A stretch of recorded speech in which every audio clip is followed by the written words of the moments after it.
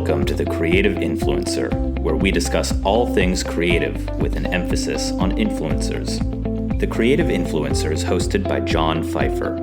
John is an entertainment attorney in Santa Monica, California, who represents influencers and other creatives.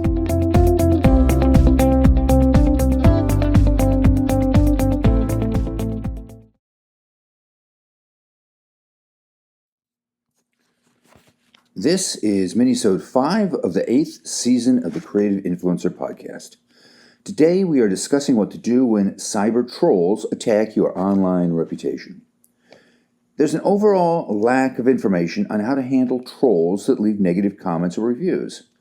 Some sources recommend fighting back, while others warn against feeding the trolls.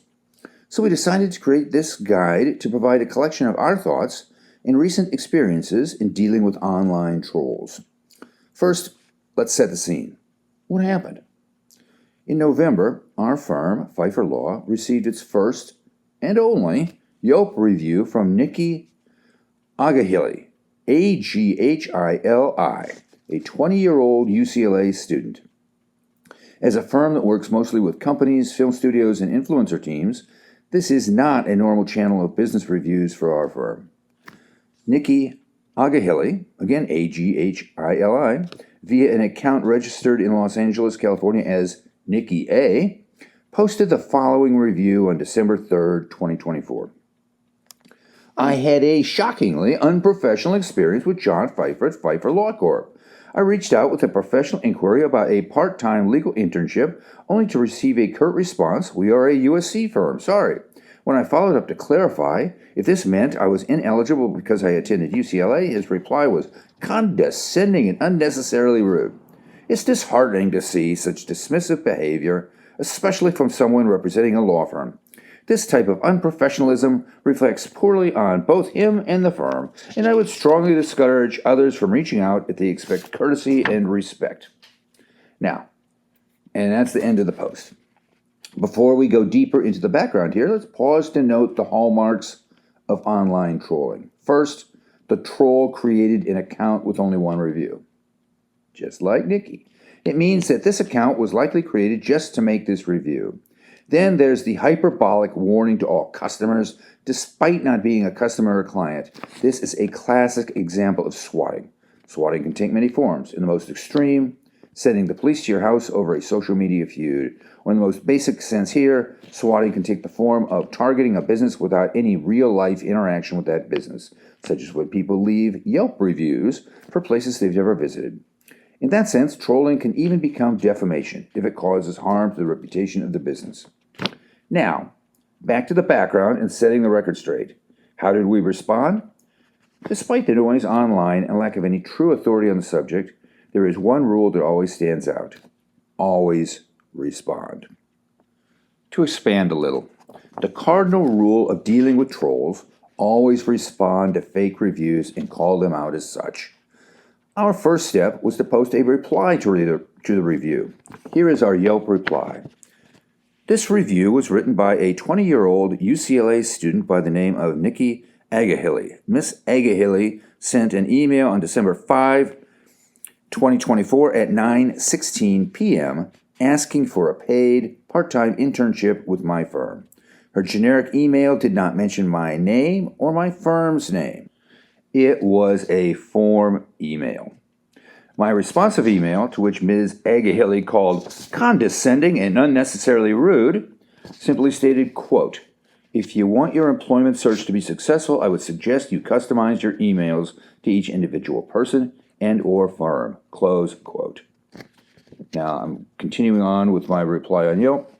We are always looking for smart, driven employees who want constructive criticism to help them improve their skills. But if you believe my email was, quote, condescending and unnecessarily rude, close quote, I wish you the best of luck, but please do not apply for a job with us. For anyone who would like copies of the email exchange, the full text of the emails will be posted on our blog post. And then I give the link to our blog post. And I cite my name, John Pfeiffer, something she didn't do. That's the end of the reply. And this minisode is our next step in our full response to the troll. We want to explain our strategy, our thinking, and our takeaway lessons. Because the cardinal rule is always to respond to set the record straight or to call out the lack of any true business relationship, we did so in our immediate Yelp response.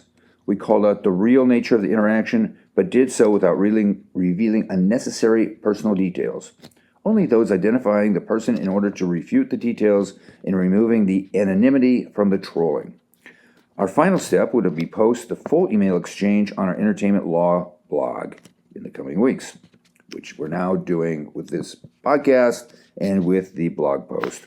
Although we initially hoped that the trolling review would be removed, that is no longer likely. As this plays out, we will also explore some of the other options we help our clients to navigate, specifically whether the review violates the Yelp.com terms of service and whether there may be other alternative channels to respond to the troll. We will discuss this more in a separate minisode and blog post if we need to eventually report the review to Yelp along with our takeaways from how to play out next. It's also worth noting that we are dealing with a one-off troll and not a barrage of coordinated attacks, which can happen in more extreme cases. This means we have the luxury to make a measured and planned response rather than dealing with an immediate customer relations fallout. This story is a work in progress. We will keep you updated along the way and hope that this is helpful to some of you who have dealt with similar situations. Which brings us to a question to our listeners that we would love your feedback on. How did you respond to an online troll that was attacking your online persona or business? Share your stories by emailing us either your thoughts or an audio recording to Pfeiffer@pfeifferlaw.com. We look forward to sharing this journey with you. That's it for this time. If you enjoyed our podcast, please write a review on iTunes and tell your friends to subscribe. If you have any questions about influencers or suggestions for future episodes, email them to John at Pfeiffer@pfeifferlaw.com. Thank you for listening.